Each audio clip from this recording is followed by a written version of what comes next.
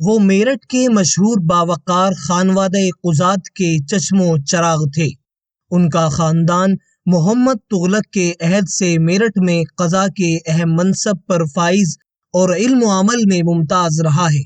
آپ دارالعلوم دیوبند کے سرمایہ افتخار فاضل اور عربی و اردو دونوں زبانوں میں قلم کے دھنی تھے۔ علامہ انور شاہ کشمیری رحمۃ اللہ علیہ کے شاگردوں میں ہیں۔ آپ دارالعلوم دیوبند کے ان نامور فرزندوں میں سے تھے جن پر بھرپور اعتماد کیا جاتا تھا، اور قدیم و جدید علوم سے وابستہ افراد آپ کو احترام کی نگاہوں سے دیکھتے تھے اور ان کی رائے کو ہر طبقے میں اہمیت دی جاتی تھی۔ اسی بنا پر اجلاس 100 سالہ کے بعد جب فضلائے دیوبند کی عالمی معتمر قائم کی گئی تو آپ کو جنرل سیکریٹری نامزد کیا گیا اور اخیر تک اس منصب پر فائز رہے۔ آپ جامعہ ملیہ اسلامیہ دہلی کے اسلامی تاریخ کے استاذ بھی رہے۔ دارالعلوم دیوبند کی مجلس شورا کے تاحیات رکن رہے اور آل انڈیا دینی تعلیمی بورڈ کے صدر بھی رہے۔ آج کی اس ویڈیو میں ہم بات کر رہے ہیں حضرت مولانا قاضی زین العابدین سجاد میرٹھی رحمۃ اللہ علیہ کی، ایک بہترین مصنف اور انشا پرداز۔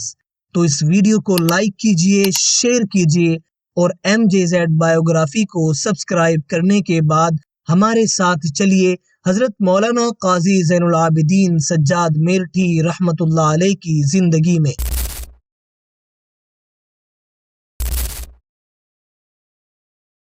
حضرت مولانا قاضی زین العابدین سجاد میرٹھی رحمۃ اللہ علیہ 1328 ہجری 1910 عیسوی میں میرٹھ میں پیدا ہوئے۔ ابتدائی تعلیم مدرسہ دارالعلوم میرٹھ میں پائی۔ حضرت مولانا عبد المومن دیوبندی رحمۃ اللہ علیہ سے مشکات اور بیضاوی تک پڑھا۔ عربی ادب کا ذوق مدرسہ امداد الاسلام کے استاذ حضرت مولانا اختر شاہ خان صاحب کی صحبت میں پیدا ہوا۔ اسی زمانے میں فاضل ادب عربی کا امتحان الہ آباد یونیورسٹی سے پاس کیا اور ہائی اسکول تک انگریزی پڑھی۔ حدیث کی تکمیل کے لیے 1345 ہجری 1926 عیسوی میں دارالعلوم دیوبند میں داخلہ لیا۔ حضرت علامہ انور شاہ کشمیری رحمۃ اللہ علیہ اور حضرت مولانا حسین احمد مدنی رحمۃ اللہ علیہ سے حدیث کا فیض حاصل کیا اور 1346 ہجری 1927 عیسوی میں امتیاز کے ساتھ دور حدیث سے فراغت پائی۔ ادب عربی سے جو شغف میرٹھ کی طالب علمی کے دوران پیدا ہوا تھا، دیوبند آنے کے بعد اس میں مزید پختگی اور توانائی آ گئی، اور پہ ہم مشق و ممارست کی بدولت نہ صرف عربی مضامین و قصائد کے ترجمے پر انہیں مکمل دسترس حاصل ہو گئی، بلکہ خود ان کے اندر بھی لطف انگیز و معنی خیز عربی نظم گوئی و مقالہ نویسی کا ملکہ پیدا ہو گیا، اور جہاں ان کے تراجم اس وقت کے اردو کے معیاری ادبی و علمی رسائل میں شائع ہونے لگے، وہیں ان کی کئی عربی تخلیقات منظوم و منثور بھی متعدد پرچوں میں چھپی۔ حضرت مولانا قاضی زین العابدین سجاد میرٹھی رحمۃ اللہ علیہ کے ابھرتے ہوئے جوہر کا اس وقت کے ملک گیر شہرت کے حامل ادیب و صحافی و نقاد علامہ تاجور نجیب آبادی رحمۃ اللہ علیہ نے ادراک کیا اور انہیں اپنے مقبول عام ادبی جریدہ ادبی دنیا کے جوائنٹ ایڈیٹر کی حیثیت سے لاہور بلا لیا۔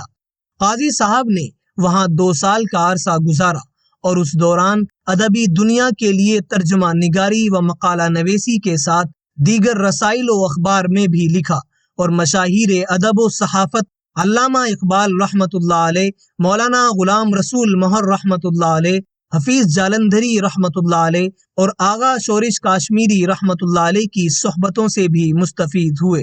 پھر جب 1938 عیسوی میں ان کے احباب حضرت مولانا حفظ الرحمن سیوہاروی رحمۃ اللہ علیہ، حضرت مولانا مفتی عتیق الرحمن عثمانی رحمۃ اللہ علیہ اور حضرت مولانا سعید احمد اکبر آبادی رحمۃ اللہ علیہ نے دہلی میں ندوۃ المصنفین کی بنیاد ڈالی تو اس کے رفقائے تحریر میں قاضی صاحب بھی رہے، اور اسی زمانے میں تاریخ ملت 3 جلدیں، نبی عربی، خلافت راشدہ اور خلافت بنو امیہ جیسی اہم تصانیف ان کے قلم سے نکلی۔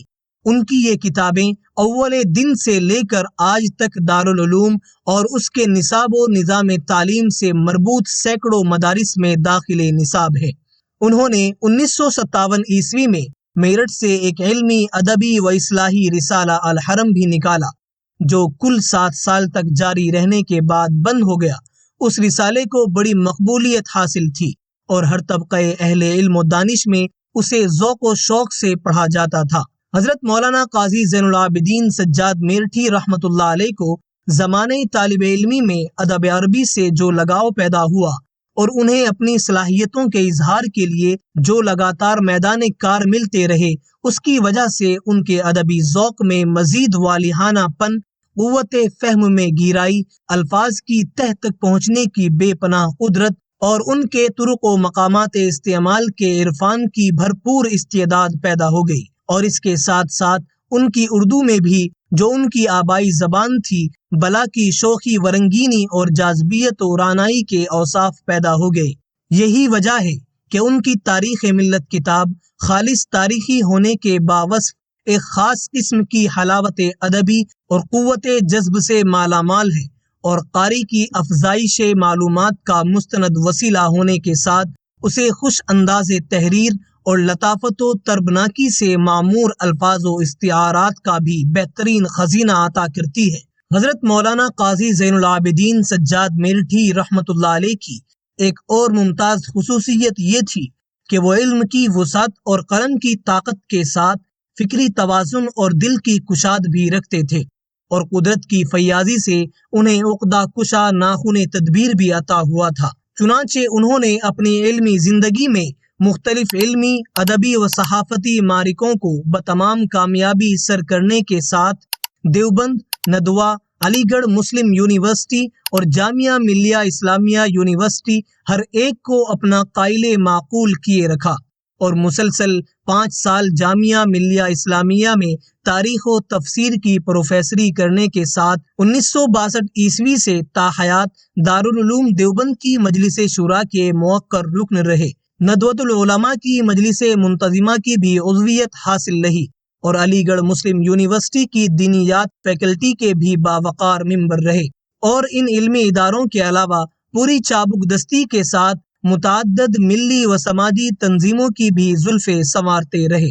حضرت مولانا قاضی زین العابدین سجاد میرٹھی رحمۃ اللہ علیہ کی بعض اہم تصانیف یہ ہیں: تاریخ ملت 3 حصے، بیان اللسان، عربی اردو لغت۔